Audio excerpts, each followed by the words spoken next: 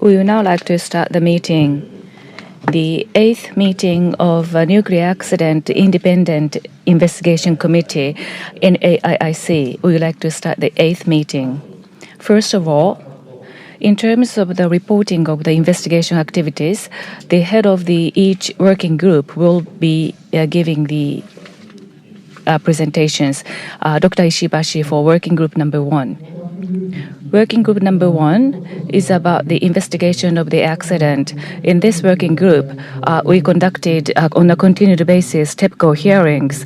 Also, the nuclear and earthquake and tsunami experts have been interviewed, and also NISA, which is a regulatory agency, and also other related organizations have been interviewed in this working group. And furthermore, the requested and obtained documents have been analyzed. That is all. Thank you very much. Working group number 2, Dr. Yokoyama, Mr. Yokoyama. Yes. This working group is related to the investigation of those who are affected by the disaster. So we are conducting research on the impact on human health and environment. We are continuing to carry out data analysis and interviewing experts. Also, we are also focusing on social impact. We are continuing hearing activities in this regard. In the previous committee meeting, we interviewed experts from Ukraine to tell us a situation regarding a Chernobyl accident. We are going to dispatch a mission on the 31st of March to go to Chernobyl, Ukraine, and Belarus and Soviet Union to see and confirm various kinds of impacts caused by Chernobyl accident so that we can learn from the accident. As I reported in the previous meeting, we are focusing those who are affected because of the evacuation, and we are conducting questionnaire survey. Now, the collection of the questionnaires, 8,700 questionnaires have been returned to us as of today. Thank you very much. Working group number 3, Ambassador Oshima. Thank you. In this working group, we are conducting policy investigation. We continue to carry out investigation vis-a-vis TEPCO and other related organizations concerned people. We are also studying the documents. At the same time, Japan and other countries' nuclear power-related regulations are being studied. Also, the response to the disaster and the status of information disclosure, how it is viewed from overseas perspective. We invited, NRC disclosed information amounting to 3,000 pages, including the conference meeting results record after Fukushima. And as part of policy investigation in the first half of April, we are going to visit Europe so that we can give you updates, the result of our mission in the next committee meeting. Thank you very much. Now, without further ado, we'd like to start the witness hearing for this meeting. As you know, we have invited a witness, fellow of TEPCO, Mr. Ichiro Takekuro, and also we have invited Mr. Kenkichi Hirose, Special Advisor to the Cabinet Office and the former Director General of the NISA. These two witnesses have been summoned to this meeting. These two gentlemen represent, on one hand, the operator, on the other, regulatory agency. So the position is different. However, both gentlemen have been directly involved in nuclear power business and regulation. On the screen, please refer to the biodata of the two witnesses. Sorry, it is not very easy to see, but in order to carry out investigation on the cause of the accident at Fukushima nuclear power plant, the operator who is primarily responsible for the accident, and also the regulatory agency overseeing this the business, the representatives from two circles have been invited. Of course, the witness hearing will be conducted on an independent basis separately.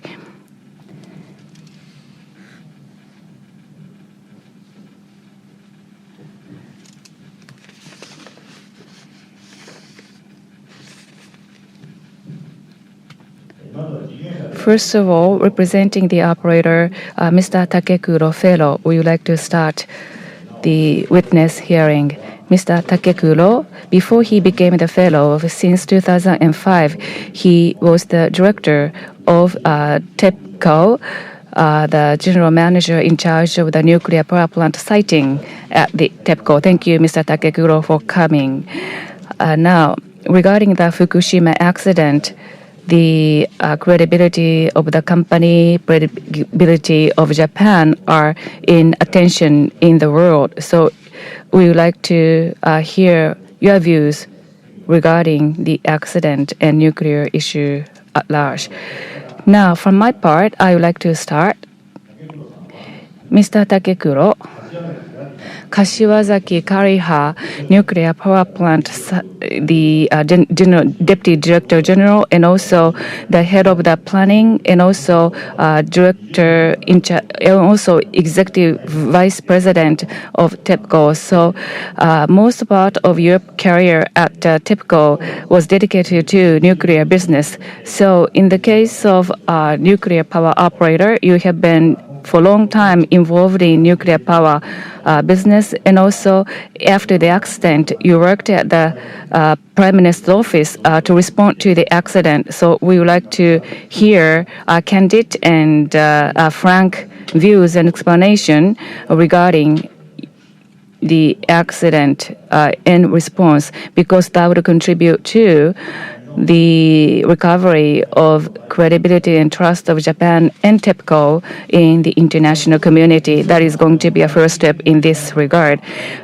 Who is the primarily responsible for the accident response, in your view? First of all, I would like to say that in March last year, because of Fukushima nuclear accident, we released huge amount of radioactive substance. This is a major disaster and accident. We caused much trouble to those who are living in Fukushima and other people at large in Japan. And also, for such an extended period, we are causing a concern. So as a person involved in the accident, I would like to take this opportunity to apologize. As the chairman mentioned, until June 2005, I was responsible for nuclear business at TEPCO. At the time of accident, I was in a position of fellow at TEPCO. So in retrospect, looking back to the accident, as Mr. Dr. Kurokawa mentioned, I would like to be frank and candid and sincere in responding to the questions today. Now, as was explained earlier, nuclear power generation, as long as we are involved in nuclear power generation, I think the source of the value rests with quality and safety of nuclear power. That is my conviction. And also, when I was responsible for nuclear power business, I was communicating to people inside the company all the time. And that was my basic stance in pursuing my duties. Having said so, such an accident occurred, including what I have just mentioned. I once again take this opportunity to sincerely apologize for the accident. Nuclear safety. Who do you think is primarily responsible for nuclear safety? the operator, the utility, needless to say, is primarily responsible. Now, viewed from a nuclear safety, Madarame, chairman of the Nuclear Safety Commission, said that primary responsibility rests with the operator. No matter what kind of regulation is set by the government, the operator has to aspire to achieve the safety level much higher than regulatory level. From that perspective, do you think TEPCO has been trying to pursue even higher standard of safety? That is something that I have been striving for all along. Of course, standards must be complied with. That is very important from the compliance point of view. But we have to learn from experiences and capitalize on those experiences. Standards and regulations, not only standards and regulations, but we must strive to get higher safety, higher quality. Those are the things that we must strive to achieve. Without that effort, as I have said, the source of our value cannot be created without such efforts. We have been engaged in a variety of programs, but that is the principal position that we have had. Then, in today's commission, based on those viewpoints, I would like to ask you questions for you to answer. Commissioner Nomura, please. I would like to ask a question about the safety measures prior to that disaster. What kind of programs did you have at TEPCO? Those are going to be my thrust of questions. March 11 last year, when that earthquake took place, right after that earthquake. Mr. Takeguro, what kind of role did you play after that accident last year? Right after that earthquake, after the shake, the tremor had subsided. At TEPCO, on the second floor, we had the emergency disaster response office, which was established. And I went there.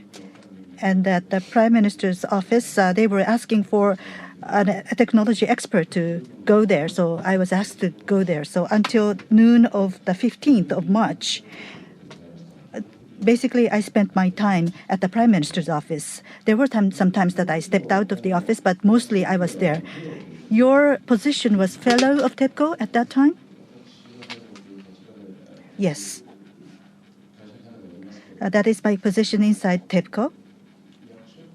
But rather than my title and my position, from the Prime Minister's office, their request was to get somebody who understands technology, technical matters, who can explain about those technical matters. I do understand the intention of the Prime Minister's office, but Fellow, what kind of position is this inside TEPCO?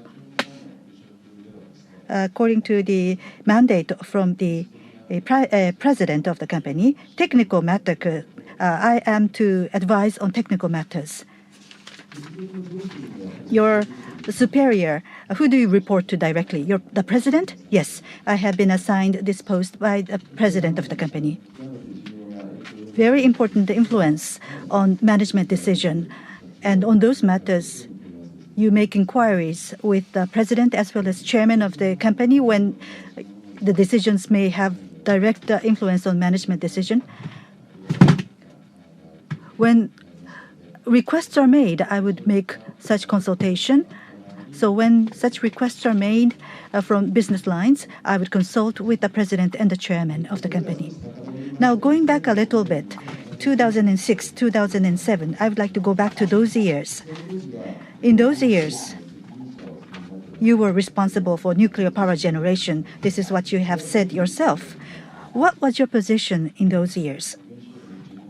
I was the general manager of Nuclear Power and Siting Division. What is the line of command? This is the division, and the president has given me this assignment. And within this division of Nuclear Power and Siting, there are 6 departments. And for each nuclear power plant, they are to be overseen by myself. the division head. You said that you were assigned by the president to this position. Specifically speaking, from the general manager of Nuclear Power and Siting Division, what are the matters that you are to report to the president? Well, important matters, important challenges, and agenda related to management decisions.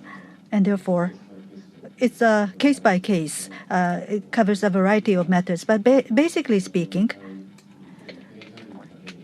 matters that are to be submitted to the management committee meeting. On top of that, on an as-needed basis, if I deem certain matters to be important, then I would report to the president and the chairman of the company and consult with them. Today, from my side, disaster preparedness, earthquake preparedness, what has been the measures taken by the TEPCO? That is going to be my question. Now, on these matters, do you sometimes consult with the top management about these disaster preparedness matters?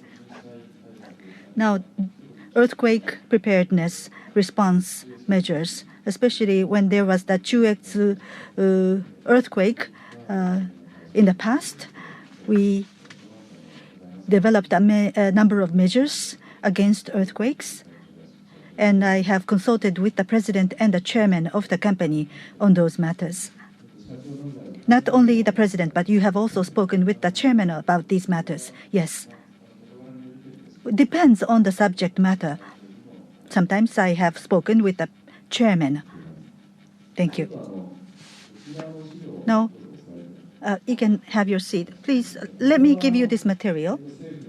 This is the government's disaster or accident investigation committee's report. Inside this document, this report, many references are made to Mr. Takeguro, as well as your subordinates, their behavior, their actions with respect to disaster prevention. Have you read this document? Have you read this report? I cannot say that I have read everything in this report, but I believe that I have read the parts where references are made to me. Rules compliance and disaster preparedness. What is mentioned in the government's accident investigation report? Are there any matters that contravenes with the fact? Are there any clear diversion from the facts that you would like to tell me about? Well, diversion from facts, deviation from facts, misstatements about facts. I need to look at this document closer before I can say that this is not fact. I need to look at it before I can say that for sure. That is my intuitive feeling. Now, let me go into some detail. September 16th, 2006. Nuclear Safety Commission, new earthquake guideline was produced by the Nuclear Safety Commission. You are an expert on nuclear matters, so you don't need to look at this report, but you can speak from your memory. This new guideline on earthquakes, from the seismology perspective, residual risk concept notion was presented for the first time. What is your understanding about this residual risk notion? Earthquake. There is the design standard, seismic impact, and the facility must be able to withstand such design seismic level. Obviously, we have to clear that standard. But on top of that, what are the residual risks? Are there, or if there are any such residual risk, such evaluation is necessary in order to enhance the level of safety. So that notion was presented. Yes. So seismic motion, the design seismic motion, sometimes earthquakes could be above that. So the risk that will arise out of that must be calculated. So what did the rules ask you to do? As we studied our response, there are many things that we have to consider. For one, if an earthquake should be above the assumptions. What are the probability of that happening? And on those probabilities, important facilities that we have, what kind of behavior would these facilities have? We have to have a comprehensive decision on that. So rule-wise, to the extent possible, on a reasonable basis, this risk has to be minimized as much as possible. I think that's what the rule says. But as an operator, TEPCO,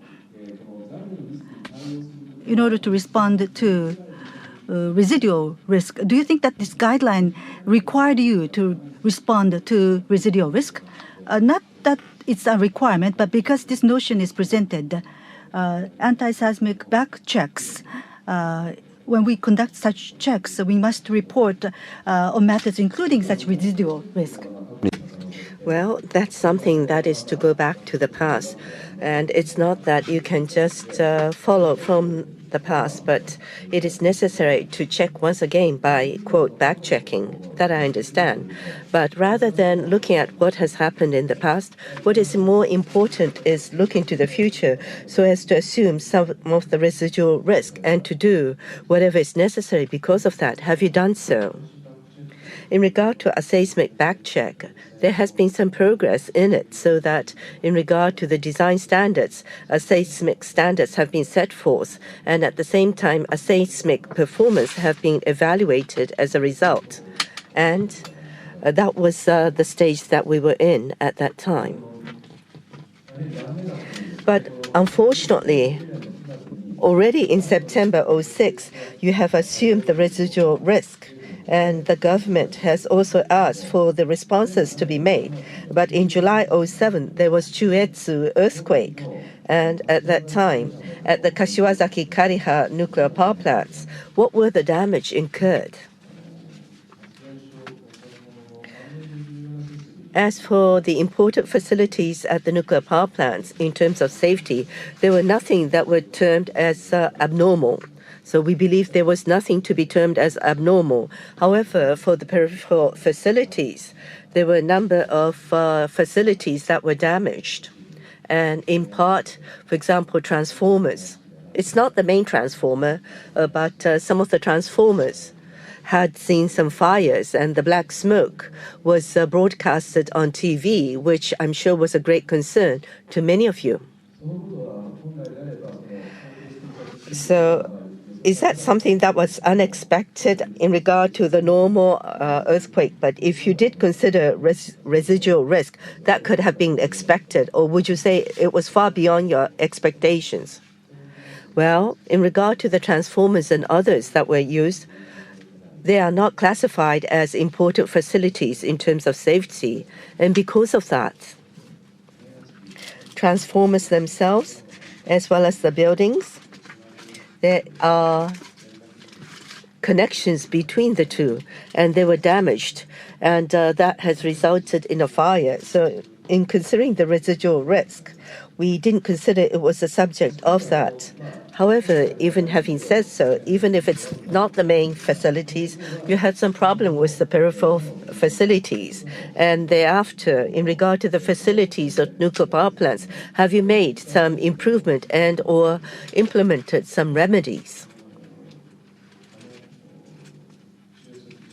At the time of Chuetsu earthquake, there were a number of lessons we have learned. And based upon the lessons, yes, we have carried out improvement. And as was said, in regard to the fire related of the transformer, as well as some kind of subsidence, it's not that they have troubled the important facilities, but in terms of emergency response, whether it's the fire extinguisher related facilities or not, they were strengthened. And is that true for Fukushima Daiichi? And have you made some improvements? Yes. First of all, in regard to the seismic isolation is something we have implemented, which is true for the Emergency Response Center. And there is the independent fireman at the facilities, inclusive of the underground tank and other fire extinguishing facilities. Not that. I'm interested in the problems of the peripheral equipment. For example, the power source. what improvements have you taken in order to address the possible earthquakes? In regard to the peripheral equipments, we have not carried out the seismic backcheck for Fukushima as of yet. We have done so in part. For example, for the support, yes. Well, you have not even come out with the interim report. In regard to, it's not quite the back check, but for example, for the duct and for those which are placed underground, we have strengthened the ground. No, I'm still talking about the peripherals, like the power source. You did say earlier that there had been some fires in regard to some of the facilities. Have you not carried out a comprehensive check for the peripheral equipment and facilities? In terms of the peripheral facilities, not necessarily. We have done some measures against the fires, but in regard to the check of the peripheral facilities, no, we have not done them. To what extent have you done a seismic construction? For some of the piping, we have strengthened the support, and in regard to the underground structures, we have strengthened them as well. These are some of the measures we have launched. According to our study, 80 billion yen was allocated for a seismic measures for the Fukushima Daiichi. But it seems that nothing has been implemented as of yet. Is that true? Well, what I was talking about is the phase prior to that as what we have done. No, I'm talking about the 80 billion. Is this for the seismic back check? You haven't spent a single yen, so it means nothing has been done, right? I would like to confirm later on. Why don't you confirm before you talk? Yes. And I would like to be reported after you check. Okay. Now, I'd like to switch gear and ask you about the tsunami. Mr. Takekuro, you are the one who was responsible for the nuclear. And how did you look at the possible risk from tsunami? In regard to the tsunamis, there is the tide that withdraws, and there would be the risk when the tide withdraws into the ocean. And we have included some measures. At Onahama, what was the height of the tsunami that you expected at Onahama? To the extent I am aware of, in 2002, no, it could be prior to 2002. Nothing's done after 2002, so as was pointed out, in regard to Jikocho, 5.7 meters was expected. Is that true? No, it was changed to 6.1. So 5.7 was changed to 6.1. Is that right? And you talked about 2002. The Civil Engineering Society has considered this, and there has been progress in addressing the tsunami. But in 2008 or around that time, the seismic back check and Sanriku Oki tsunami in the days of Meiji had the tsunami, and it was said that kind of tsunami could happen everywhere and anywhere. Therefore, at TEPCO, did you not conceive that a higher tsunami might be expected? What were the numbers that you have contemplated or discussed? According to my memory, at Sanriku or off Sanriku, there has been some calculation carried out. There are a number of calculations, and the highest number was 15 meters. 15, yes, I think it's 15.7 to be more exact. In regard to this possible 15.7 meters of tsunami, it is necessary to take the measures. How come TEPCO did not engage in taking the necessary measures?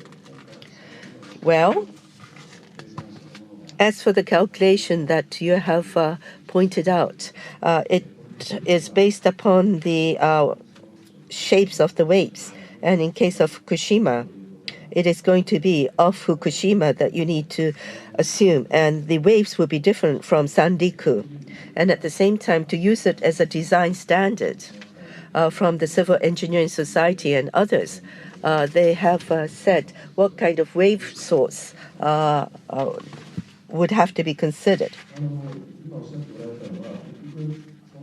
In other words, you felt that not the same kind of tsunami would take place across the board, and you only looked at in the vicinity of Fukushima only, which was the focus of your interest. Is that true? In 2008, we did carry out the back check, and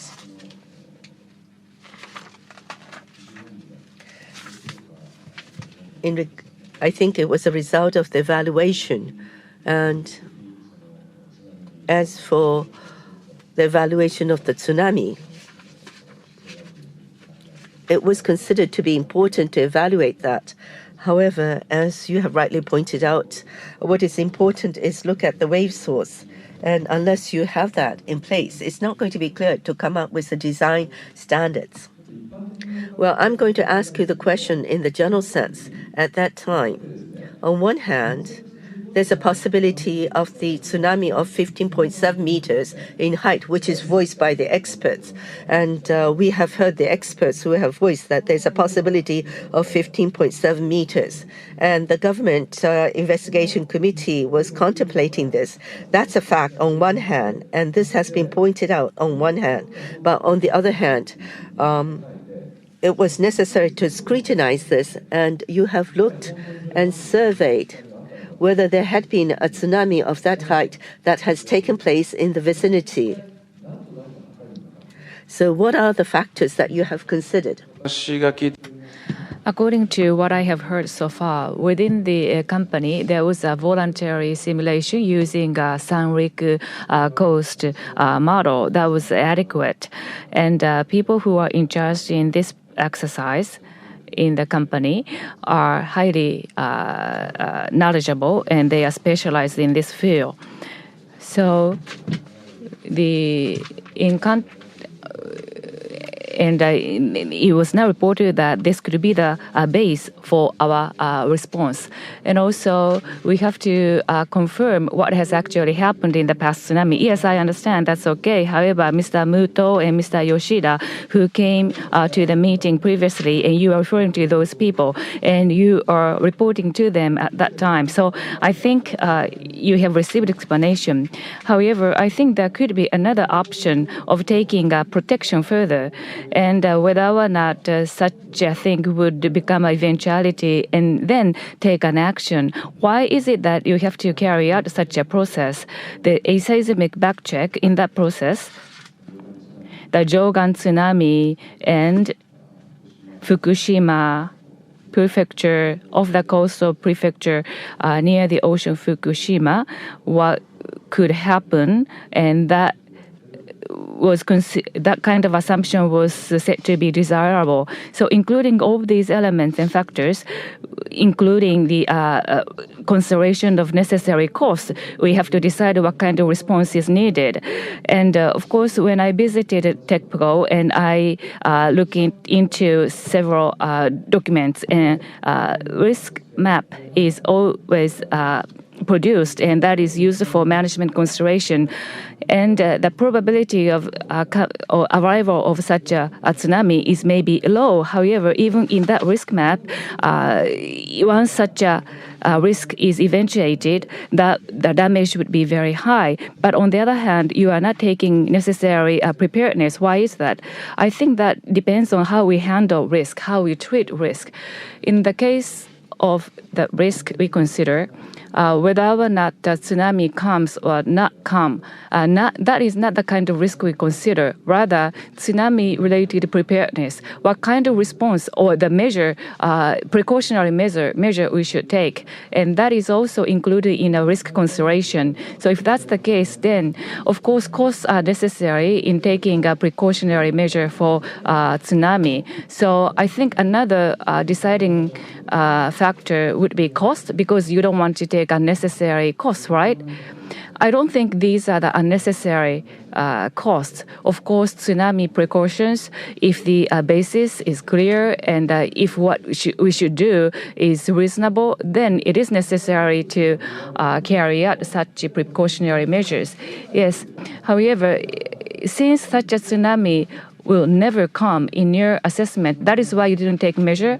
Well, tsunami of such a size would not come, and whether or not tsunami arrival is highly probable, yes, we are quite negative on that view. However, including the assumption of such tsunami has been consulted by civil engineering society, so we considered the objective view should come from civil engineering society. I think you are referring to deterministic approach of civil engineering society. Taking such a notion is commonplace in the international community among the experts. Well, in reality, in terms of the precautions, deterministic approach, and the other is a probabilistic approach. I think there are two approaches. Now, probabilistic approach have been considered from various angles, and in our case as well, we were quite active and proactive taking such a probabilistic approach into consideration. However, we didn't go as far as to introduce that concept into actual anti-seismic preparedness. Well, IAEA, for example, the tsunami that could occur once 10,000 years, that has to be considered and take precautionary measures according to IAEA. And in terms of such a deterministic approach, depending on what would be communicated by civil engineering society, the precautions would differ. So in the case of TEPCO, there was no consideration of taking such a approach. Well, the probability, when we were in the process of evaluation, realistic and the probability of tsunami was not considered very high or urgent. The Hatamura Committee report, please refer to page 397.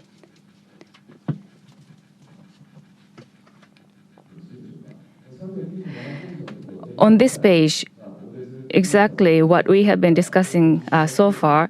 In 2010, 15.7 meter high tsunami, how are we going to respond? That was considered by TEPCO within the company. However, the final conclusion, the sixth line from the bottom, after discussions and completion of report, you decided not to take necessary precautionary measures because probability is very low. However, experts of civil engineering society should be consulted by TEPCO, and this has been decided decided by the TEPCO. It says, so this is wrong, misstatement. Well, the conclusion which appears on this page, from 1 through 4, what is written on this page from 1 through 4, what I was given report,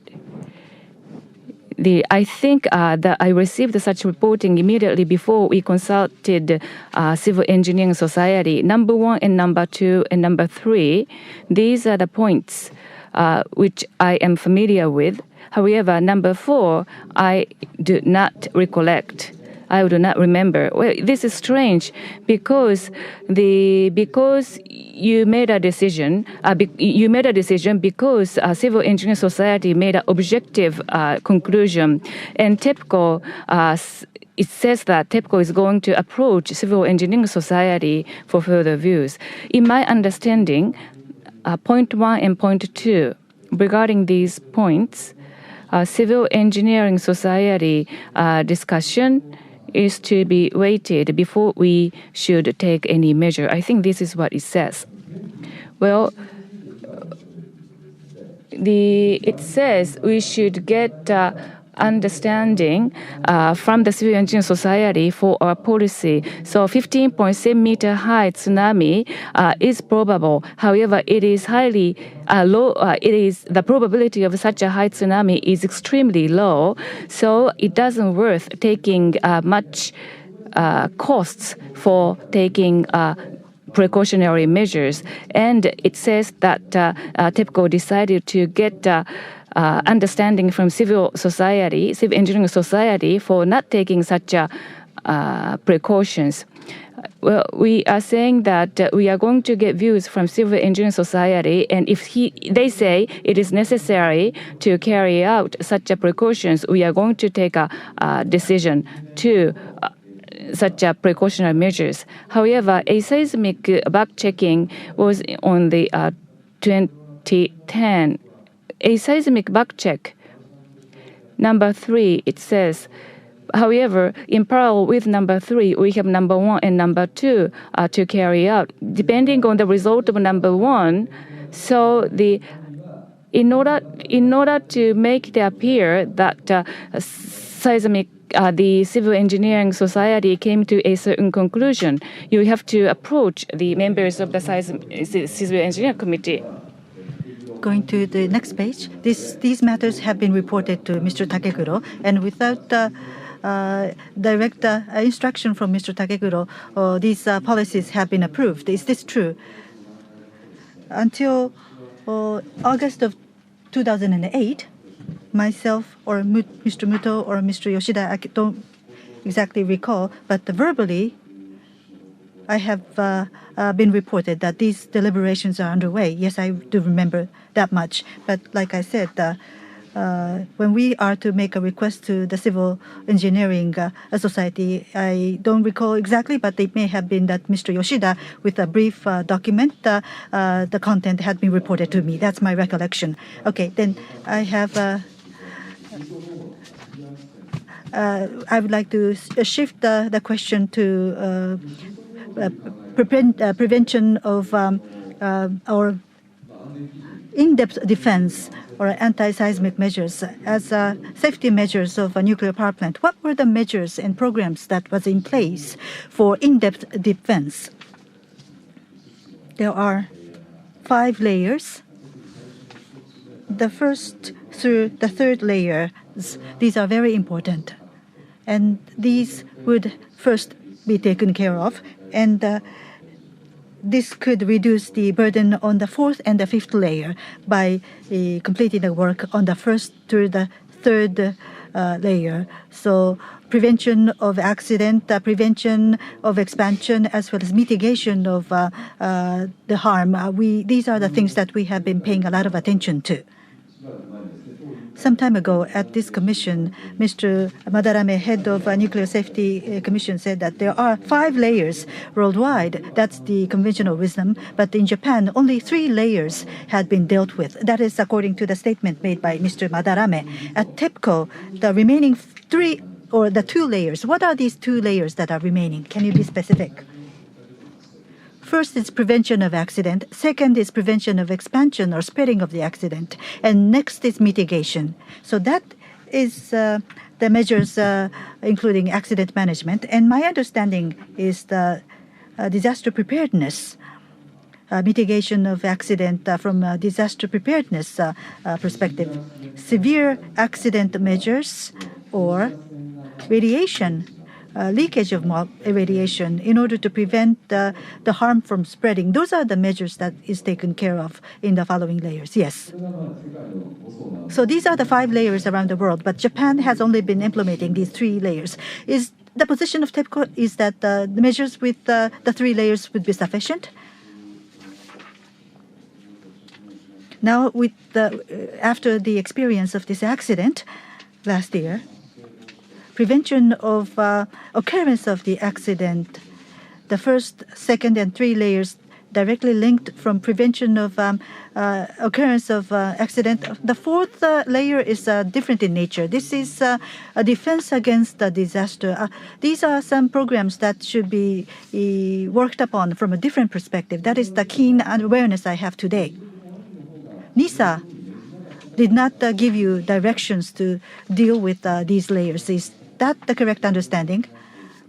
Rather than getting orders or instructions from NISA or not, what I've been saying is that the basic stance of TEPCO until now, it was focused on prevention of occurrence of accidents.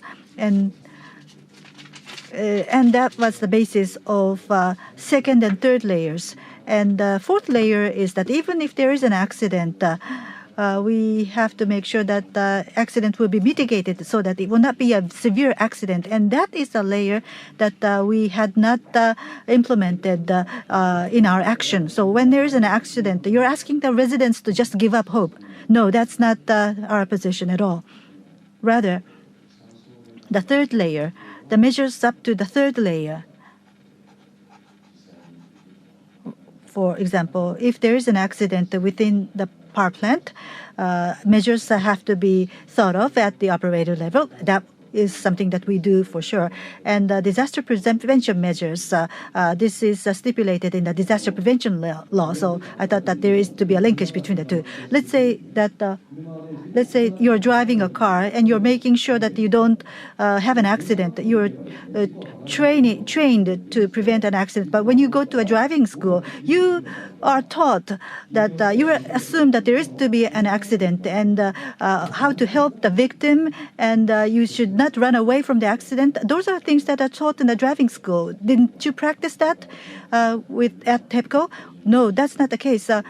We have training. We have training so that we know what to do when there is an accident inside TEPCO. But is it the correct understanding that the training was not sufficient? We believe that we had been doing what we needed to do in our training. But what I'm trying to tell you now is that now, in responding to the actual accident, what was needed, various equipment and materials that was needed in response to the accident, I would have to say that the disaster was beyond our expectation, and flexibility in responding to an unexpected accident, disaster defense from that perspective, a different approach may have been needed. Maybe I'm not smart enough to understand your statement. Now that you know that you were insufficient, you're still saying that the measures that you have taken were sufficient. Why is it so? It doesn't sound consistent. When there is an accident and our measures had not been sufficient. I'm talking about power source failure as well as cooling system disruptions. I'm not asking you why the accident happened. I'm talking about the measures after an accident occurred. I feel that there were many deficiencies on your part at TEPCO. So I'm not asking you what caused the accident. I'm asking that the accident, it's okay for you to say that this was unexpected, but after the accident occurred, the measures that was taken after the accident, that was not sufficient. I don't think it has anything to do with under what conditions the accident happened. Your measures after the accident was not sufficient. Under what circumstances this accident happened. I think that the current problem is a consequence of why the accident happened. I'm talking about the fourth layer and the fifth layer. Your response to those layers was not sufficient, according to your statement. So your responses, your measures against the fourth layer and fifth layer was not sufficient to start with. Wasn't that the case? We were responding to up to the third layer.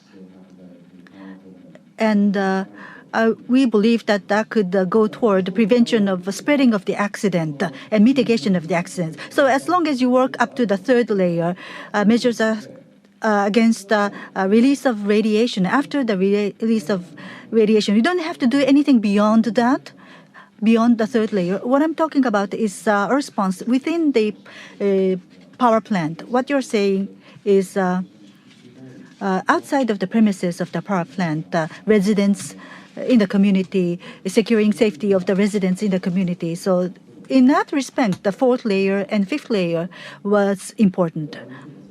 So let me try to sort this out. Operators' responsibility is only up to the third layer, and the fourth layer and the fifth layer are the responsibility of the government. Is that what you're saying? No, I don't. I'm not making that clear distinction. Nuclear accident prevention law, from the perspective of that law, so your response to the law is that the operator's responsibilities is only up to the third layer, and therefore your response at that time was sufficient. Is that what you're saying?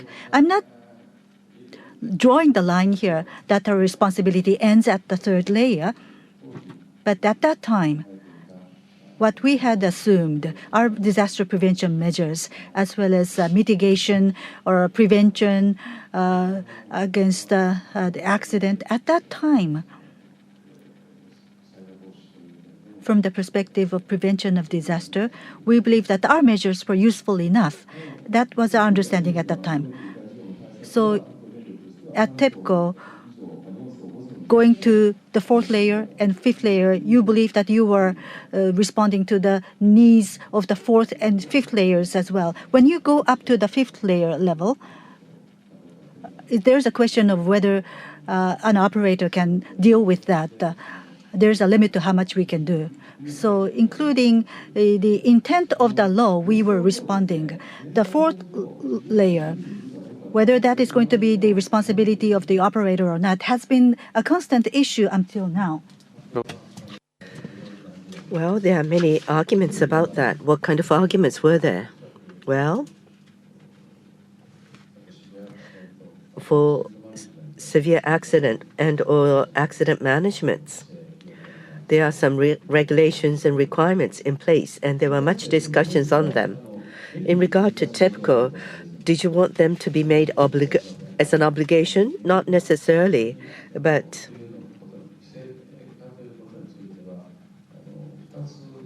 when one is made into regulation, there are two aspects which needs to be considered. When something becomes a regulation, it may come towards the direction which is not desirable, which means that something which may not be necessary might need to be implemented, which is going to make it more difficult. On the other hand, in terms of regulation, it's a result of much discussion, so that there has been evolution in the regulations. So in that sense, how is it that the accident management is to be implemented at a higher level? As far as I know, NISA would say the fourth layer is going to be obligated under the law, and that is the position of NISA.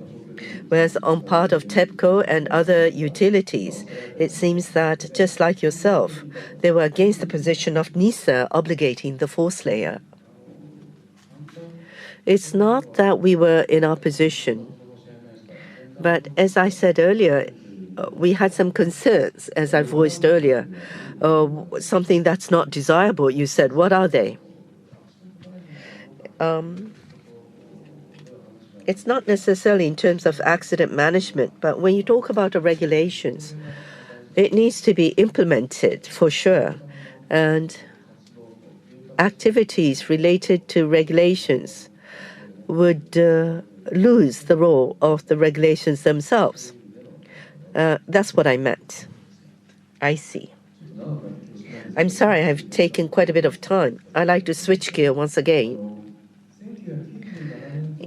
At 1997, what was your position, Mr. Takekuro, if you recall? What was your position back in 97?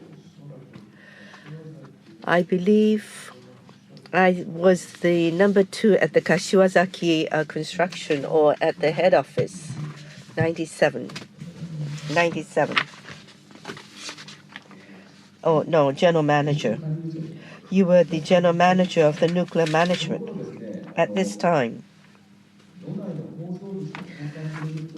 There was a project to exchange within the reactor. Do you recall that? You mean at Fukushima Daiichi?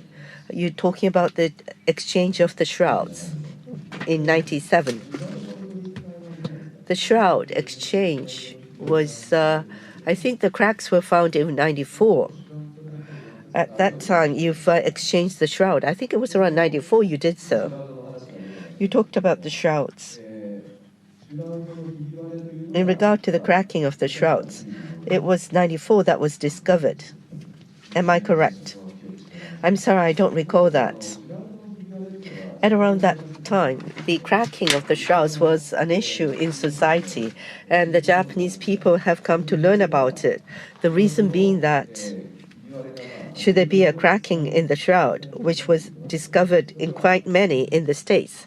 Is that true? The cracking of the shroud became a social issue. I think it was in 2001 or 2002 when there was a falsification of the data that became a social problem. At that time, there were issue of the stainless as well. And that was the time we were busy with launching the countermeasures. It was at the number 2 unit that the cracking was discovered in the shroud. And for other units at that time, what reports were made for other units? It's not that I have a clear memory, but for each of the unit, I believe they were suspended at the time of the regular inspection. And I don't recall to what extent the result was, but they were inspected. And it was reported back to the country that there were no problem. So you have made the report in 94? I'm sorry, sir. About 94, I was not directly involved, so I don't have the memory. This is an objective fact, so I think we can say it's true. In 2002, other than number 2, I think the report was amended that there were no issue with other units. Am I right? I don't remember whether it was in 02. As for the cracking of shroud, I think it surfaced in 01. And at that time, I think this survey was carried out. It became apparent in 01. So just as I've asked the question that it has become a social issue, you said it became a social issue in a time frame that's later than that. And that's what you have repeated in 01. Various problems have surfaced, and as part of that, it was stated that the 94 report was not sufficient. That has been made clear. Is that not true? I'm sorry, I don't remember the 94 report at all. As for the reports prior to that, I do understand that there were falsification of some of the reports. Well, falsification was mentioned right now. What triggered falsification to be made public is because the voluntary inspection was carried out by TEPCO? Well, for the falsification itself, as a fact, I think somebody from GE in the United States made the proposal, and based upon that, the investigation was carried out. It was internal whistleblowing by the GE. That's put aside. Going backwards, there were lots of information that were concealed. And TEPCO felt that, wow, did you make the report voluntarily, or was it GE who pushed you to make the report? Well, I don't have the correct memory of the history, but I do remember GE proposing this. And as a result, there was an in-house study that was carried out at TEPCO, which was then reported to the government. So I'd like to confirm the facts. The employee of GE blew the whistle, and it was in 02 that the information was concealed. That was different incidents. In regard to the data falsification in 01, prior to this being made public,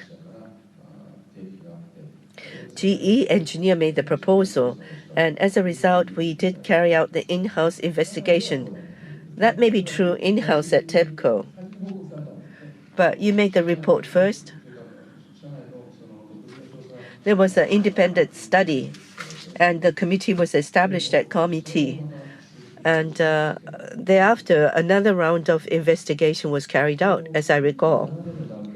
In 1997, I apologize in going backwards, but as we said at the outset, in 1994, there was the shroud cracking. And at the time of exchange of some of the parts within the reactor, that was not discovered at that time when the exchange was carried out. In regard to the exchange of components within the reactor, I haven't seen it myself, and inclusive of the inspection. I might be able to refresh my memory if I'm given the opportunity to see the report. It may be difficult for the audience to understand as well as for you. It was 1997 that you were the general manager of the nuclear management.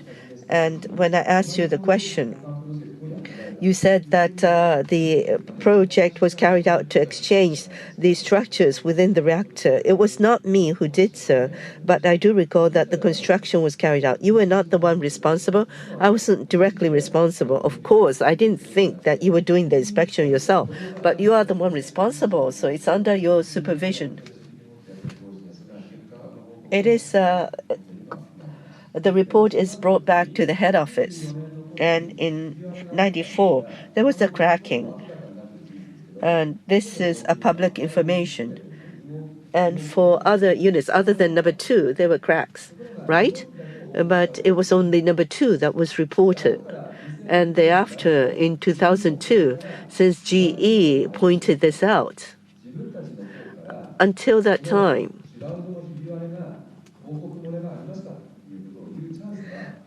I think you had ample opportunity to report on your own initiative to report about the shroud cracking because you have exchanged some of the components with the reactor. So you would have known the shroud cracking. Was it people at the site or was it you, Mr. Takemura, who said there was no need for report? No, not at all.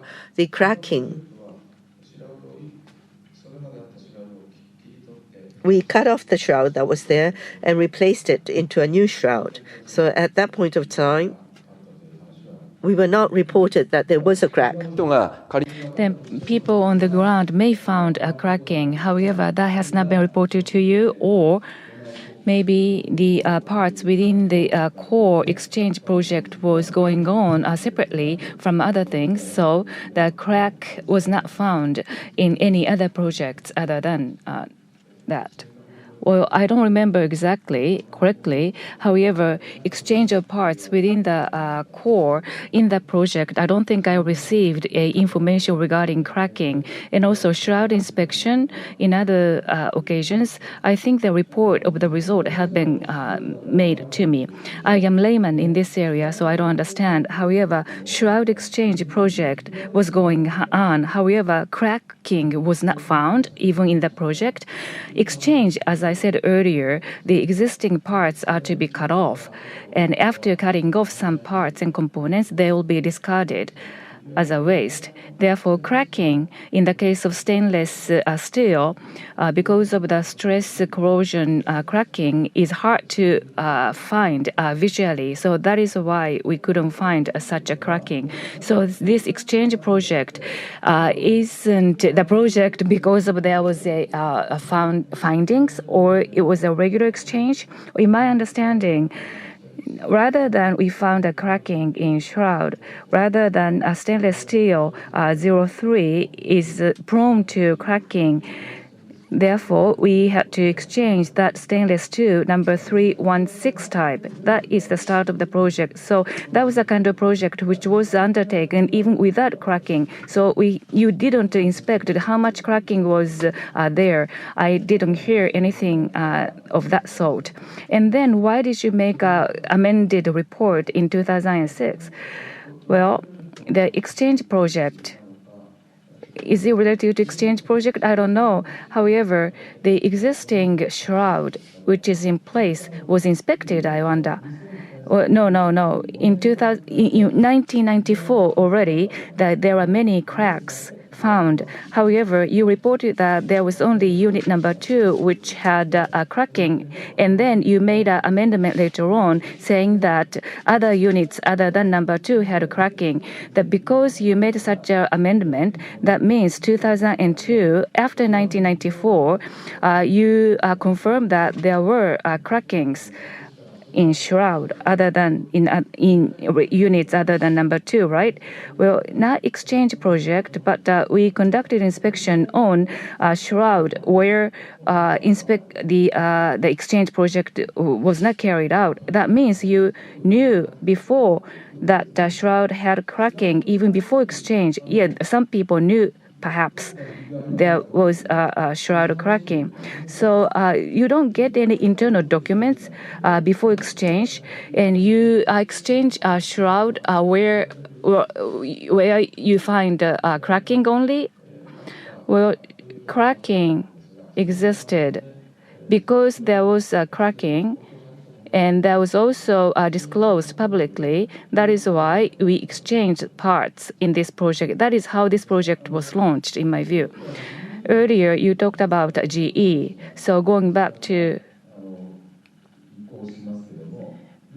backwards once again, in 2005, data falsification related whistleblowing was made by GE. At that time, Mr. Takeguro, in what position were you in? I was head of Kashiwazaki Carrier nuclear power plants. When you heard this from GE, how did you respond? Initially, GE data falsification.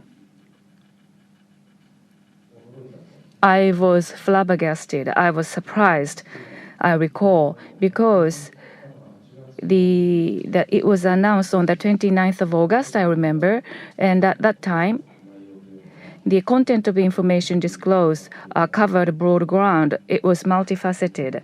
So that is why I remember I was surprised very much.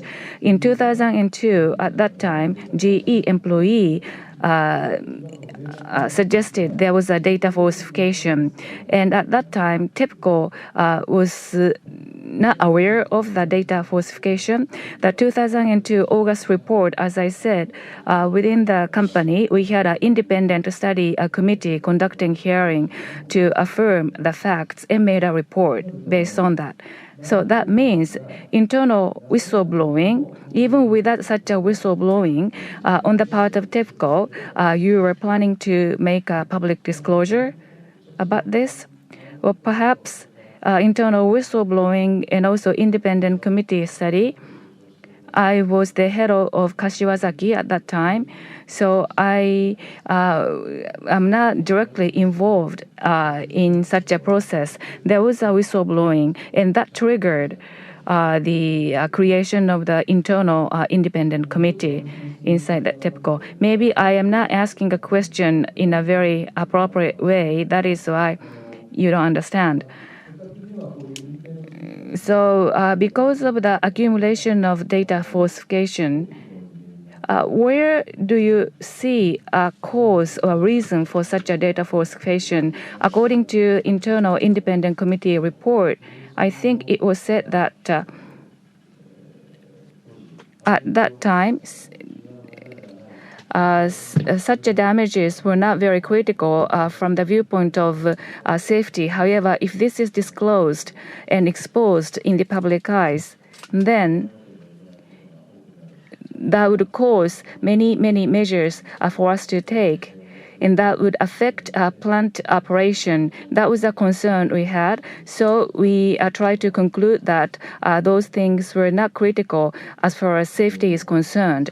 That is my understanding from the report. I do understand that kind of way of thinking can exist. However, in July 2007, the people in Japan were surprised. In November 1978, Unit number 3 of Fukushima power plant had a first ever criticality accident in Japan. It was disclosed.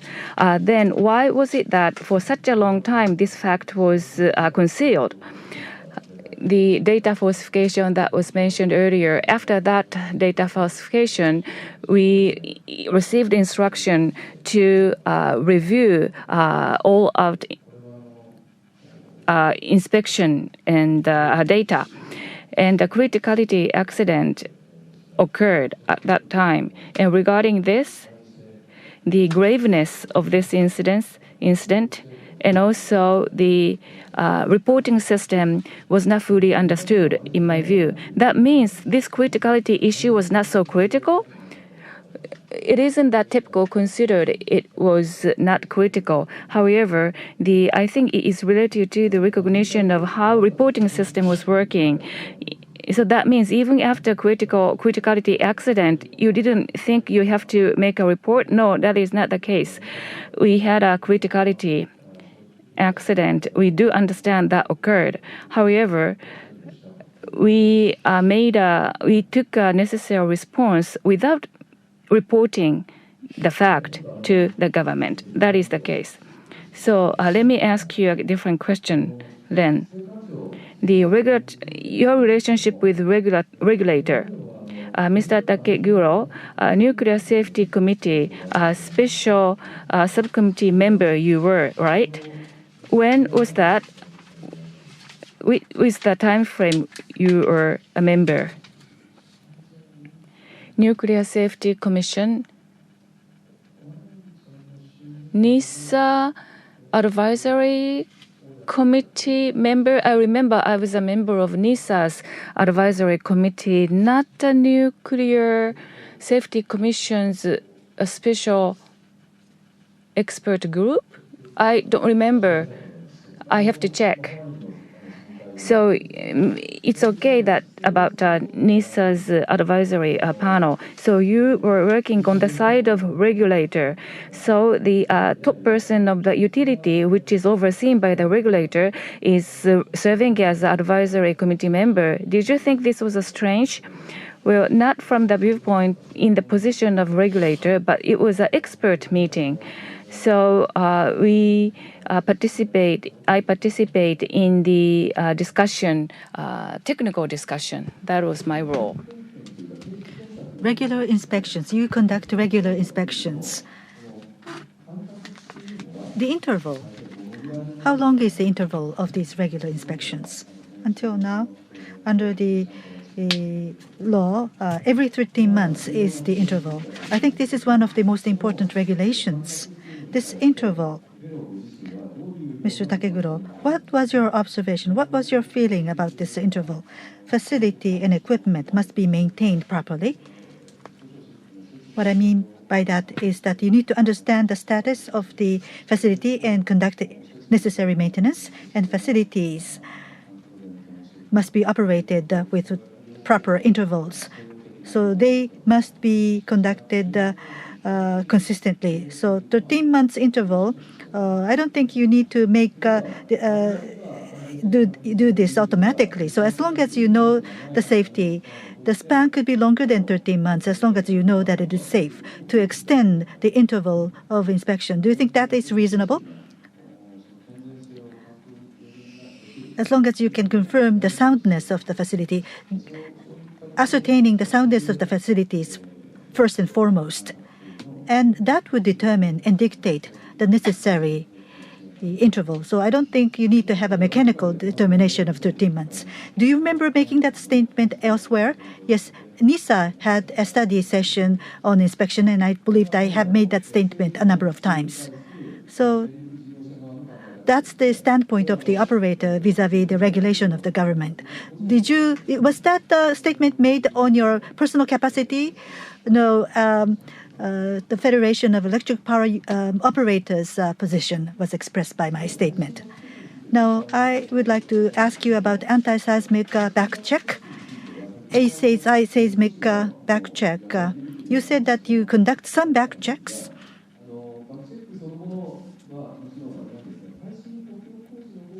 As for the progress of reinforcement for anti-seismic works, you conducted none. I think I have confused between back checks and reinforcement construction work.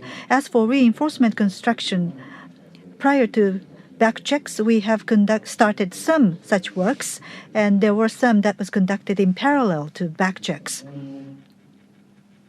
Okay. In the case of Fukushima power plant, until today, there has been no back checks completed vis-a-vis the new standard. That's correct. It's not been completed yet. Why is it taking so long? For one, there was the Chuetsu earthquake, which was an earthquake of various factors. So we were trying to reflect the lessons learned and expertise learned from that experience. And based on that, standard seismic motion would be determined, and soundness of facility and anti-seismic properties of the facility. We spent a lot of time to study those matters. And in Fukushima area, there are 10 units altogether. So anti-seismic back checks as well as reinforcement works were to be implemented, and there was a timing issue involved. From when did you start on this program? 2008. I think it was somewhere around that time that we started anti-seismic back checks. Or 2006. Yes, 2006.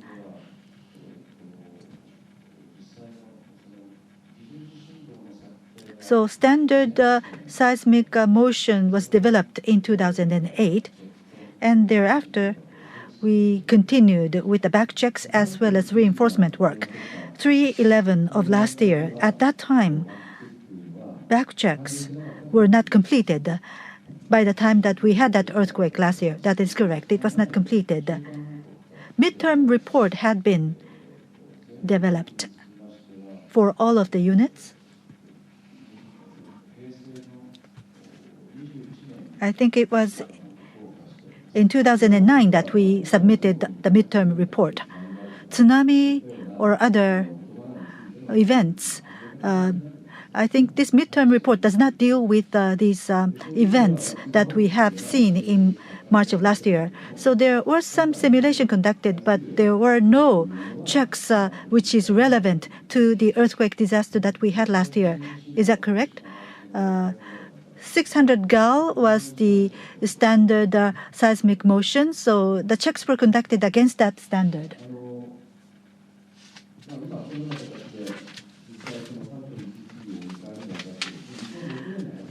So you started these back checks in 2006.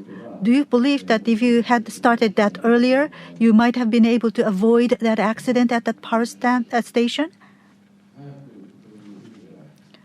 If we had started this earlier, because of the situations that we were in, we injected a lot of resources to conduct these back checks. And as for these back checks, tsunami was to be considered in the final report. So we were working on this.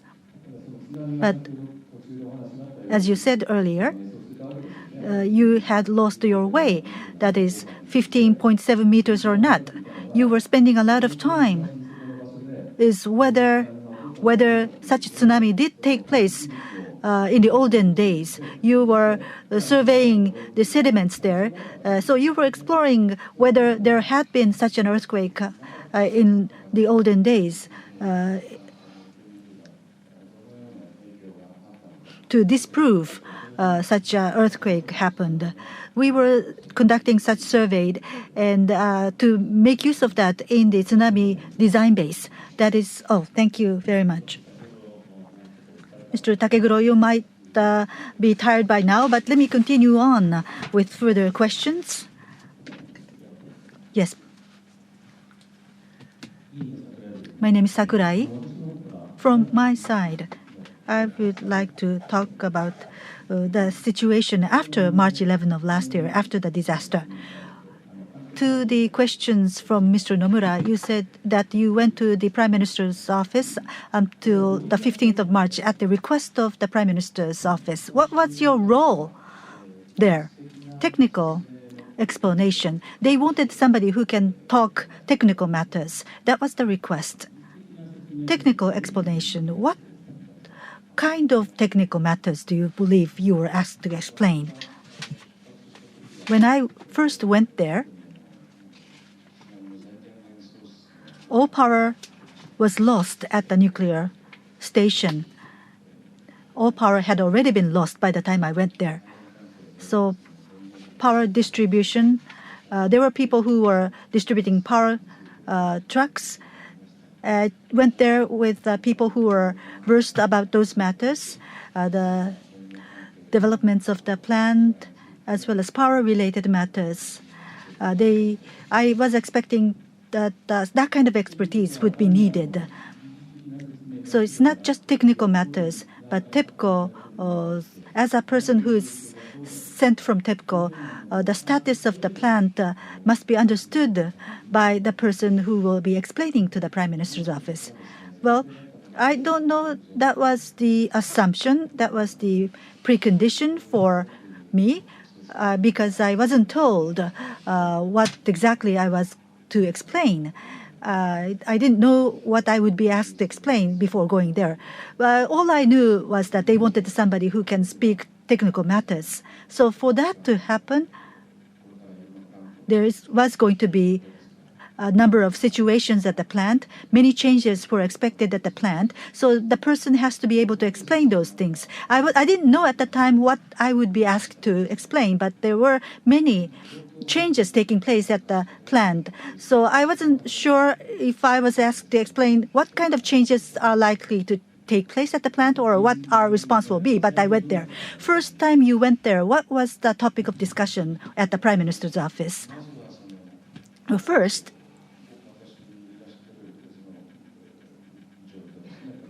the situation on the plant, to my knowledge, and because it was without power, restoration of power, arrangement of power trucks, those are the matters that I explained at that time, as I recall. I will follow up with further questions later on. So thereafter, what was the topics that was discussed at the Prime Minister's office? At the Prime Minister's office, the first time I went there was about sometime past 4 o'clock, somewhere between 4 o'clock and 5 o'clock. And I talked about those things that I've just mentioned. And then after that, I believe that Mr. Madarame was there, the head of Nuclear Safety Agency. And a general discussion was conducted as to what would happen to the plant after this accident. In it, there was a notification of Article 15 and others which followed. And thereafter, there was not just the issue with the power sources, but other problems which have resulted in the necessity of the evacuation. What discussions were made in regard to the evacuation of the resident? What involvement did you have yourself? In regard to the evacuation of the residents, I think it was like 8 o'clock or 9 o'clock that this was discussed.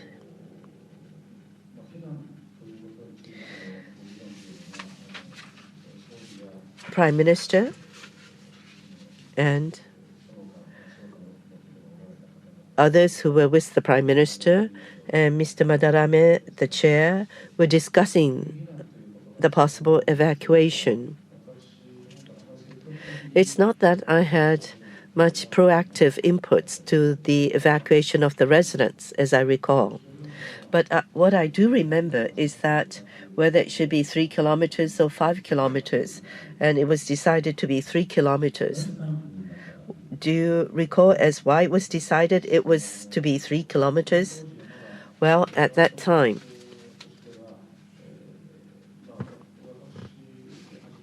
whether it was me or Mr. Madarame, the first 8 hours did have the water, and they were being supplied with the water for all the units.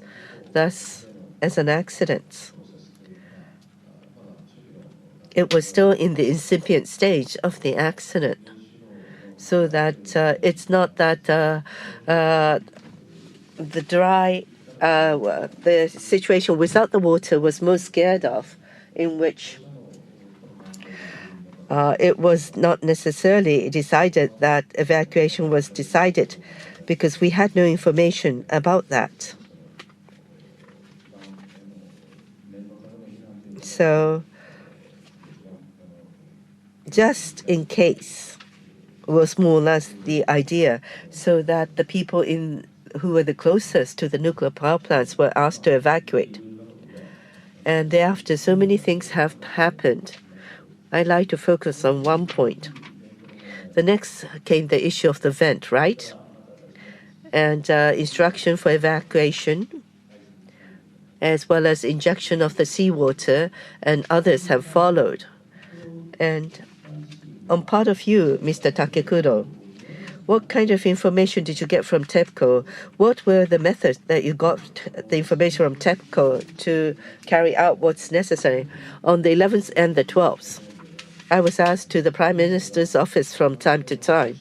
But other than that, there is a mezzanine in the underground of the Prime Minister's office, which is a small room with a sofa, which could accommodate about half a dozen people.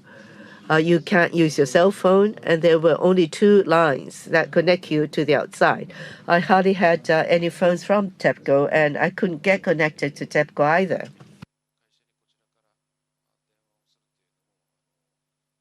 So it wasn't easy and difficult to call. So I did get information from NISA from time to time through telephones and or through memos. I was looking at these information, and that's how I spent the time mostly. Well, putting NISA aside, well, the party concerned is TEPCO. Rather than information from NISA, I'm more interested in the information from TEPCO. You were at the Prime Minister's office. As TEPCO, didn't you think of making proactive efforts to gather information? You are so right in what you pointed out. Thus, on the 12th, in midnight, I went back to TEPCO. But before I went to TEPCO, I did decide on who would be the contact person at the Prime Minister's office, but we hardly had any means of communication. We didn't get much information as we wanted. So we asked the Prime Minister's office so that we would have people from TEPCO who would serve as a contact point so that we could have facsimile machines and others to facilitate the communication. And in line with securing the communication means, I went to TEPCO. It's not for me to say, but from the offsite center and to other plants of TEPCO, as well as to the operation of TEPCO, you had the TV conference and you had the real-time communication. That was carried out. Is that true? Yes, that's true. However, at that time, it was not connected to the Prime Minister's office because in terms of disaster plan, NISA and or METI Operations Center were to be fed with the information. It was not that the information was to be fed to the Prime Minister's office according to the original plan. I was asked to go to the Prime Minister's office because someone who has the technical expertise were asked, not as a person to send the information into Prime Minister. I don't think that was a role that was specifically designated for me to perform. Well, so much have happened 1 second from the next, and without the information fed into Prime Minister's office, there's no way for Prime Minister's office to take any actions. Yes, I do agree with what you said. Thus, I try to get as much information from the head office of TEPCO, but having said that, it wasn't necessarily that the information was on a real-time basis as I look back. And at the same time, in regard to the accuracy of the information I received, I must say that they were not necessarily satisfactory. What you sent, Mr. Takehiro, in regard to the TV conference system, it could have been possible to have it connected to Prime Minister's office as well as ERC. It was quite some time ago that was made possible. Technically, are you saying that technically it was not possible or there was no intent to do so? I don't know about the technical side, whether it was possible or not, but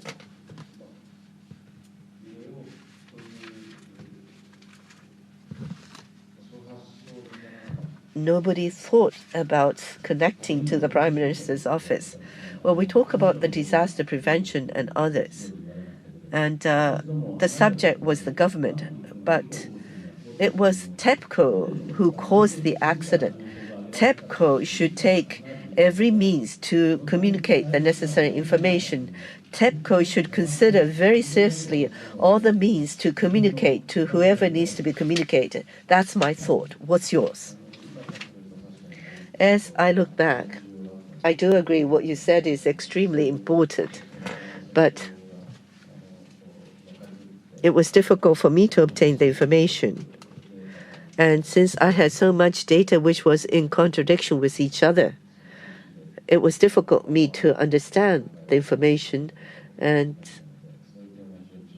I think it's important, as what you said, because you need to have that kind of perspective. I'm not going to repeat this, but the Prime Minister was in the midst of confusion. But one of the biggest reasons for the confusion is because they didn't get good information. In regard to the system that I've mentioned, if this was introduced ASAP, it would have been easy for yourself, Mr.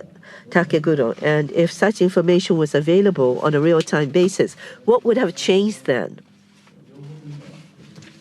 Information is important, as you have rightly pointed out. It is indispensable, I agree.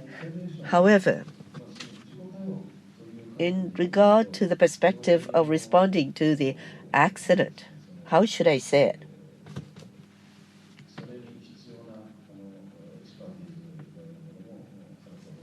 There is expertise which is necessary, and there's also devices and equipments which are equally needed. So these need to be considered comprehensively in order to have a good function. Thus, I think it's important to have it that way. In that sense, the Prime Minister came to the head office, and thereafter the office was kicked off. And I think that was a very effective method. In regard to the TV conference, it was March the 31st that it was communicated to ERC of NISA, and it was on the 26th of April that it was connected to the Prime Minister's office. It has taken so much time. That's my impression. It's not a question, but now I'm going to move on to asking questions. Why was it not possible to vent out? There are many reasons, as we all know. The reason why this was not possible, if there had been the real-time information in which there was a direct communication at the site, things would have been different. What would you say? Well, in regard to the vent, I was at the Prime Minister's office. I didn't have hardly any information available at the head office, and I apologize that I wasn't able to communicate as a result. And in addition, to what extent did the head office have the information from the site on a real-time basis, especially on the vent? I don't know, to tell the truth. So you asked me what would have changed. I don't think I can respond to that question. Regarding the vent, let me ask you a question. At Prime Minister's office, vent issue was proposed by the who and how the discussion started. Well, if I remember correctly, Dr. Madarame, and also we had a mezzanine office, as I said earlier, in order to discuss what we should do in response to the accident, not necessarily specifically about vent, but we had a broad discussion. But in any case, as soon as possible, maybe we should be prepared for venting operation. That kind of concept or way of thinking was confirmed mutually in a very early stage. Now, vent issue is this something that should be decided by the Prime Minister's office or by the TEPCO as a utility? Basically, it is TEPCO who is in a position to make a decision regarding vent. However, of course, vent causes radioactive repercussion. Therefore, in starting venting process, we have to consult with local municipal government and also national government. And also, if possible, in terms of the timing of the vent, we would like to have a consultation with related parties. In relation to residents, after the decision regarding event was made, TEPCO was waiting for evacuation of residents within 10-kilometer radius. Right? 10 kilometer, I don't remember exactly what was the radius from the plant for this. However, we knew that some residents have not evacuated yet in the morning of 12th, I think. So we understand that the venting can start only after evacuation of everybody was completed. What kind of, who gave you that information about the evacuation status? If I remember correctly, the venting operation itself is not something I was directly involved. Therefore, I did not understand from who we got information regarding evacuation status. Well, at the end of the day, the residents' evacuation because of vent. So even if the decision about vent is made by operator, evacuation is necessary, and also the instruction coming from Prime Minister, I think they are two different things. So the decision and also implementation and what kind of consideration is necessary in the stage of implementation, I think they are all different. Yes, it is true that implementation of venting process, and as a result of that, we have to consider what kind of repercussion or ramification would be caused to residents. They are different things. However, there is a series of events happening in this regard. And another point, in this case, the instruction and order was given under the Nuclear Accident Preparedness Act by the government regarding the venting. I think that TEPCO had to make a decision rather than waiting for instruction based on the law coming from the Prime Minister's office. I believe that the initial decision was made by the TEPCO. So the endorsement by the government followed after that. At 1:30, TEPCO made a decision for venting, and then press conference was convened.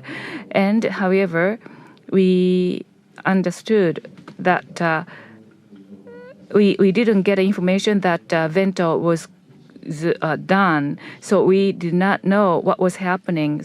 I was at the Prime Minister's office and people asked me what was happening, and I asked questions at the TEPCO's head office, but if in retrospect I would presume that because of the station blackout and the dose was increasing, so we couldn't get information from the site or plant. So I could not explain fully why vent was not proceeding. So I apologized at that time. You said you communicated with the TEPCO head office, and why is it that you didn't get in touch with Mr. Yoshida of the plant rather than TEPCO's head office to get more information? Well, basically, TEPCO's head office and the nuclear power plants basically were communicating with each other, I presumed, and the result of such communication was to be reported to other people concerned. If such a chain of communication is disrupted, that would disturb Mr. Yoshida, who is at the helm of the operation at the plant. So I think we should do not intervene in the communication process unnecessarily. However, depending on the situation, we can make intervention. However, I think that should be the basic process. I understand the basics, and that is only when the information was coming to Prime Minister's office through TEPCO head office. What was the actual situation in terms of information sharing?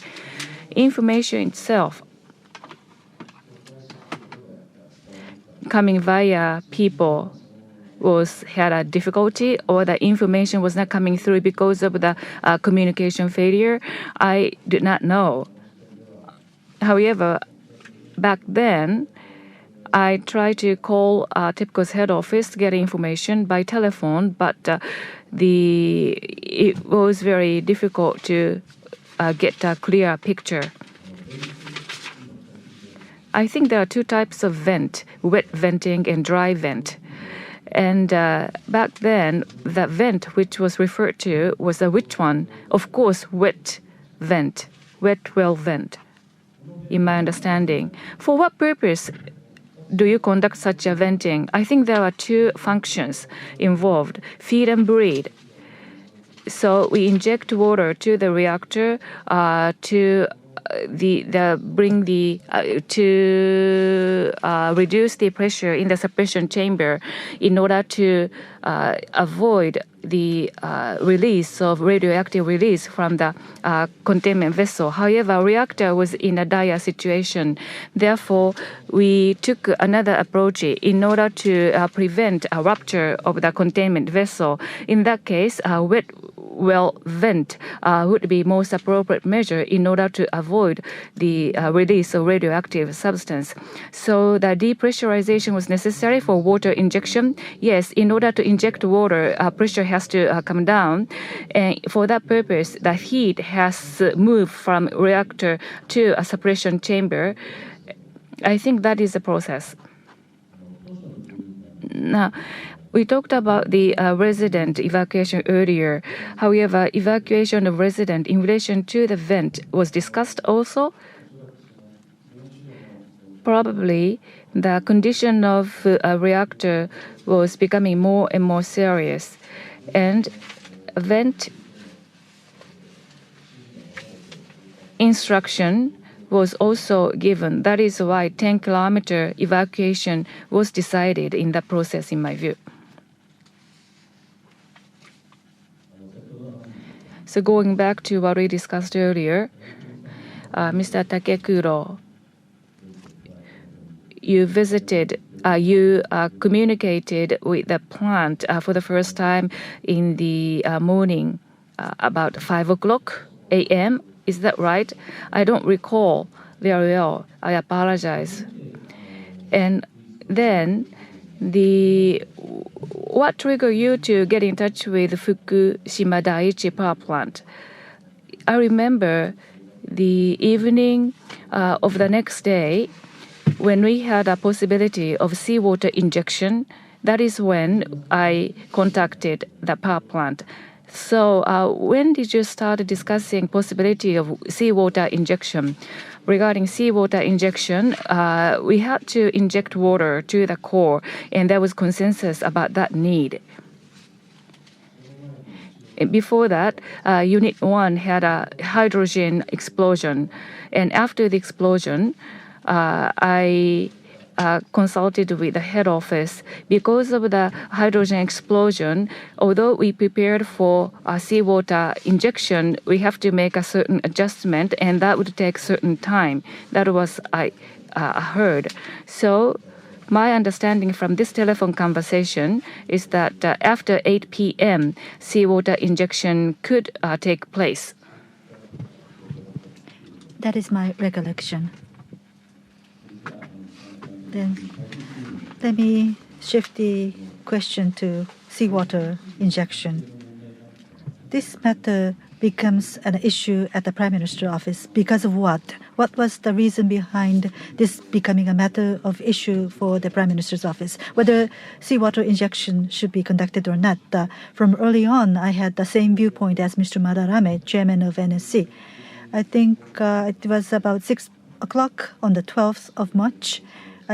We had an opportunity to explain the matter to the Prime Minister, and we did have a conversation with the Prime Minister. We're talking about 6 p.m.? Yes. Prior to that, already seawater injection had already been decided at the Fukushima plant. In fact, the president, Mr. Shimizu, president of TEPCO, had approved seawater injection. At least objectively, that was the case. And the Minister Kaeda had already given instruction about the seawater injection. Were you aware of this? No. Unfortunately, a series of instructions relating to seawater injection as well as decisions made. At that time, I did not have accurate information about that. Let me repeat the question. From our viewpoint, what was the purpose of you being in the Prime Minister's office? It's not clear at all. What do you think what purpose were you serving by being there at the Prime Minister's office? Well, I cannot counter that argument. But technical expertise is what was required at the Prime Minister's office. But obviously, things were changing all the time. So you needed to capture that change in the information, in the situation. But the 11th and the 12th of March, there was very limited means of communication. So it was very difficult to understand what was taking place, what was the issue at that time, real time. It was very difficult for me to capture all that information. To do so, there is the fixed line telephone in the Secretariat's office of the Prime Minister to inquire with the head office of TEPCO. That was the only means of communication, by using that fixed line telephone. From our standpoint, the minister in charge was giving instruction. I feel that the minister was present at that place, and that decision had not been communicated to the representative of TEPCO. What was the stance of TEPCO? Well, the minister giving such instruction, I don't think that the instruction was made at the Prime Minister's office, at a separate office. But I'm sure there were many opportunities for you to see the minister. Yes. But at that time, my understanding of your question was that at that time, yes, I have been informed that instruction was made by the minister at a later timing. As for seawater injection, people who were present there, including Mr. Madarame, was it the consensus view of those people present at the Prime Minister's office that seawater injection is necessary? At the time that we explained the matter to the Prime Minister, yes, that was the understanding held by and shared by us present there. After explaining the matter to the Prime Minister, what happened? The Prime Minister asked many questions, especially when you inject seawater, recriticality possibility. Is there any such possibility? Was one of the questions asked.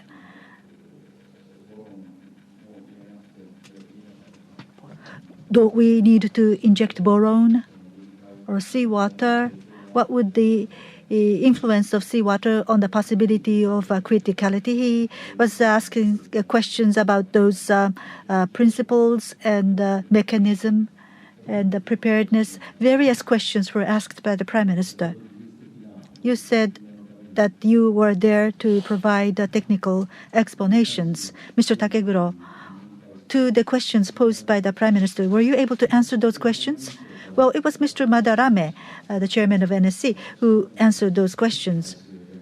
But I also explained to the Prime Minister about the consequences of injecting seawater. And we had a break. And in the second round of meetings, we explained the matters again. Why did you take a break? Well, because on these matters that I have just explained about, the Prime Minister, we needed to organize our thoughts and organize the explanation to the Prime Minister. And the next session was to start from 7:30.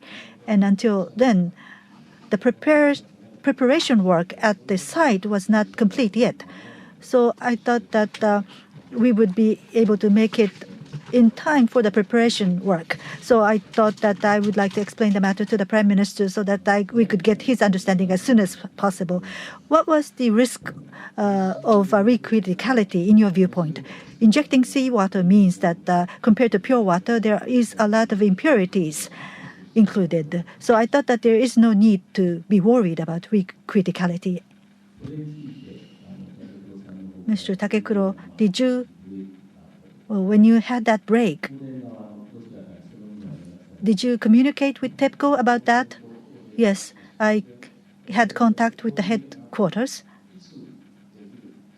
And when is it feasible to inject seawater into the plant? In order to get the Prime Minister's decision, I needed to get that information. So I contacted the power plant, Fukushima power plant as well. What was the response coming from Fukushima?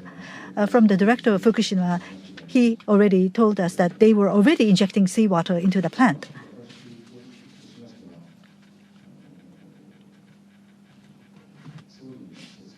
And I had not completed my explanation to the Prime Minister.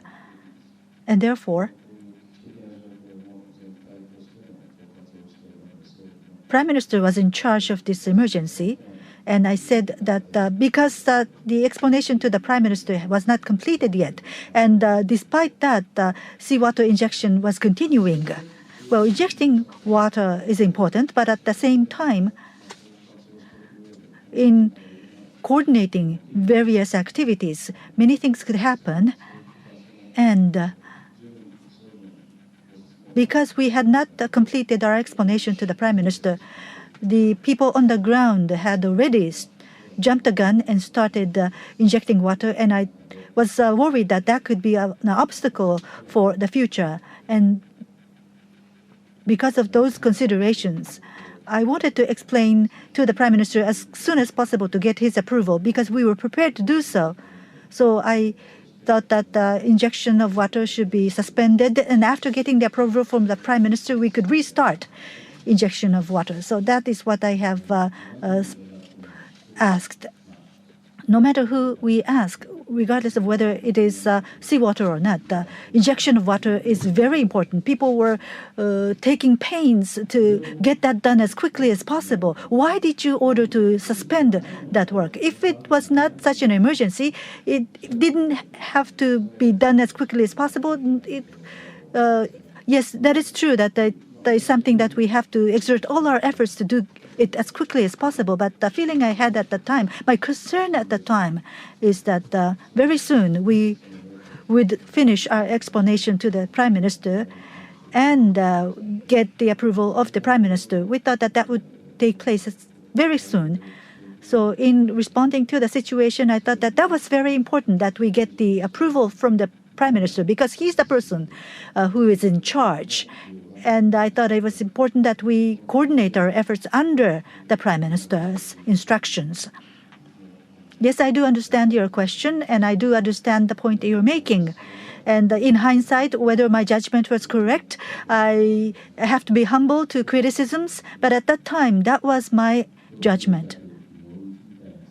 Let me further ask you further questions. Mr. Muto, Deputy President, said that the people on the ground is important, as well as the evacuees are important. And I'm sure that Mr. Takekuro, you have the same view. But in that context,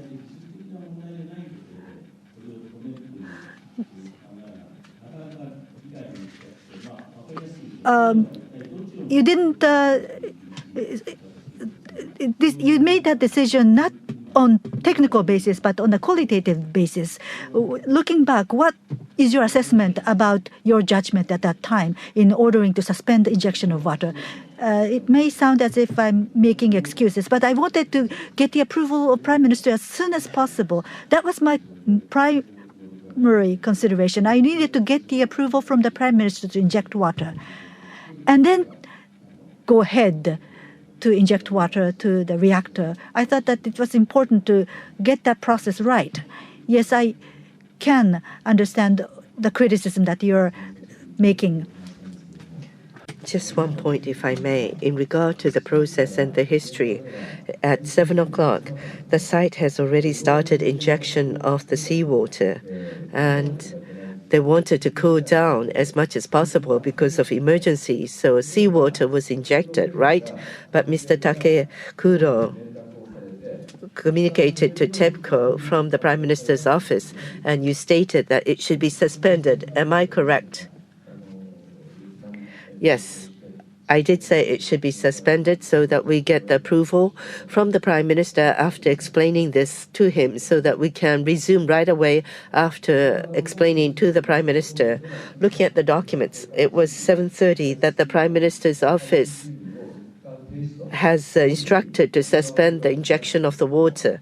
That's what it says. The Prime Minister felt that raised the question whether injection of water, if he was considering whether it was dangerous or not, then it would have been suspended for a long time. Well, when I explained to the Prime Minister, I had felt that I could get the understanding of Prime Minister right away with supplementary explanations. I had no concern that it would suspend it long. Another point, Mr. Takekudo, as for the reason for the suspension of the water, you said that it might be an impediment for the future measures. That's why you decided that it should be suspended. Am I correct in understanding you? What's going to be the impediment? I'm not quite sure when I use the word, but as the one who's the responsible, that's the Prime Minister. We need to have his understanding to move forward. That was my position. Unless there's approval from the Prime Minister, even if it's for the sake for safety, you felt that it should be suspended? Well, rather than to say it's a matter of a trade-off, I wanted to have Prime Minister's understanding ASAP so that we can inject the water. That was my position. Once again, as Mr. Sakurai has asked the question, in regard to the measures against this accident, who is the one who's ultimate responsible? Is it TEPCO or the Prime Minister's office? As for the accident itself, it's TEPCO who has a responsibility in closing the accident. But in terms of the Nuclear Disaster Prevention Act, the one who's ultimately responsible is the Prime Minister. Based upon the Act, you felt that it should be carried out in line with the Act. Yes, if you classify in that manner, we need to have compatibility. It may pose some compatibility with the issue with the Nuclear Disaster Prevention Act, but overall, as I said earlier, I responded in the way I did. When I hear the criticism I hear today, I believe that I need to review it. But whether it was the head of the power plant, it's true that I have given him additional burden, which I do apologize. Earlier, there were questions pertaining to the vent, and similar questions are to be raised. Whether it's the Prevention Act or the Prime Minister office, the operator are to perform certain activities. And why is it that you rely heavily on the Act? Because it seems that almost everybody without doubt say that injection is necessary. The vent is a bit different issue because of the possible evacuation.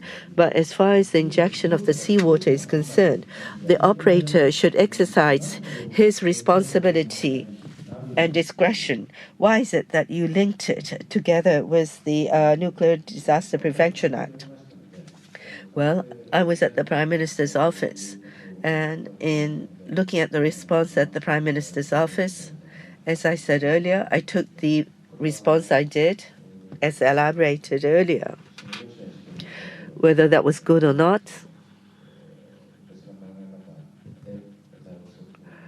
it's possible to do it differently, but at that time,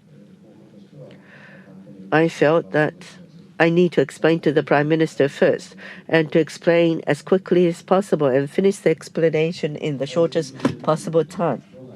Injection of the seawater, what effect, if any, will it have to the reactor? Well, even at that time, it was inconceivable that we shall be reusing that reactor. Of No.1 unit, yes, whether not limited to No.1, but in looking at the situation that followed, it would include No.2, No.3, No.4. I might ask at a different time, if you inject water in No.3, do you recall that it was discussed that the pure water should be injected? Did you hear about that? I was not there at the site. But at the critical time, together with the vent, what is necessary is to come up with the quickest possible decision. Thus, it was not an issue of deciding whether it should be the seawater or not. In number 3 unit, why is it that more or less the same issue came up? As I listened to you, Mr. Takekuro, you did it for number 1. It was more than natural to do so, and it should have been done by the decision exercised by the site. I don't know the process myself, so I won't be able to speak of it, but other than the injection of the saline water, if there is no way out but to inject water continuously, that would have been the only choice. It might be presumptuous of me. The site had already injected seawater, but it was not reported to the Prime Minister's office. And at the same time, you felt that you need to seek the approval of the Prime Minister himself. As you said, Mr. Takekuro, probably, what about the management decision in regard that the reactor has to be decommissioned? Well, we thought that was outside of our thoughts then. Then isn't it something you should explain simultaneously with the injection of the water? But as I repeatedly said, it would have been best if we explained to the Prime Minister at an earlier timing. It was 7 o'clock or 7:30 by the time we were able to do so. And it has taken that time to be able to explain.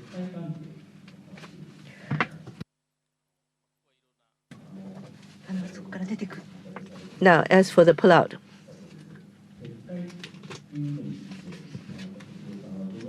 what do you think about it?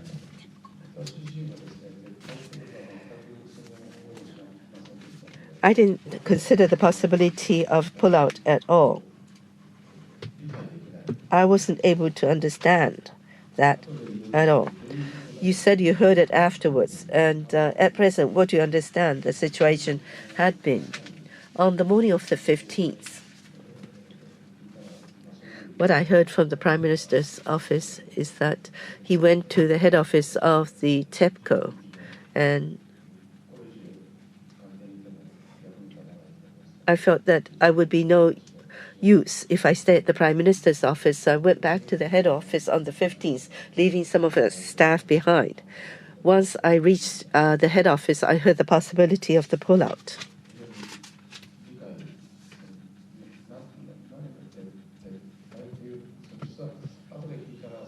As I heard about it, there were more than 700 workers, and I didn't know that that many were there.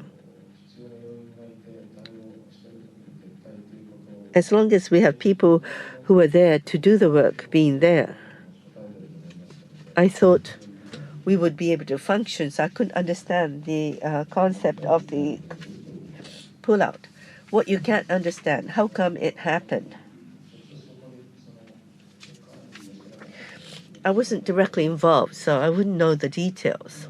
But most likely, as far as I can understand, there are more than 700 workers there.